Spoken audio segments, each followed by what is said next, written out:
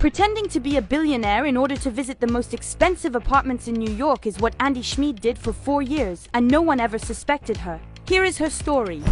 Andy Schmid is a 38-year-old Hungarian artist and architect. In 2016, while spending 3 months in New York, she climbed to the top of the Empire State Building to admire the view and was impressed by the number of skyscrapers towering over the city. Andy wondered who lived in these buildings, but more importantly, who had the privilege of enjoying this view every day. She became fascinated by the idea of visiting these apartments, but quickly realized that they were inaccessible and reserved for a truly privileged elite. So, in order to visit the most expensive homes in New York, Andy had to pretend to be a billionaire.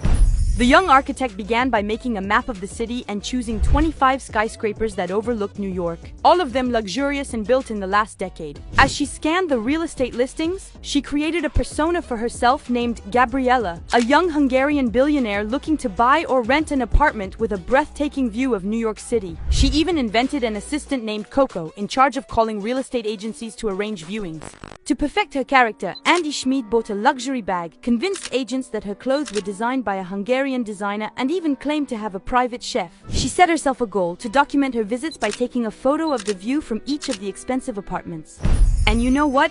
It worked. For 4 years, Andy pretended to be Gabriella and managed to visit some of the most expensive apartments in New York. During her first visits, she felt a rush of adrenaline pretending to be someone else, but she eventually got used to it, even though the contrast between her two lives was striking. At night, she slept in a basement apartment in Brooklyn, and during the day she visited the most beautiful penthouses in New York.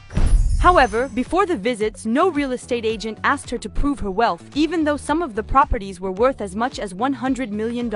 At the end of her experiment, Andy confided that the more bizarrely she behaved, the more credible she was as a billionaire. She also said that the first question real estate agents always asked her was, "Who is your husband?" So, she felt compelled to make one up using the name of one of her friends, passing him off as a very wealthy Hungarian antique dealer. The artist even went so far as to take her fake husband along on some viewings and noticed that the agents treated her differently when he was there. When her supposed husband was present, the real estate agents would show Andy the advantages of the kitchen, the huge walk-in closets, and the children's bedrooms. Meanwhile, they would extol the financial benefits of buying an apartment to her husband. She was also stunned to find that the vast majority of the apartments were empty. According to her, between 60 and 70% of the properties are actually investments for the super rich who are looking to invest their money safely without losing value.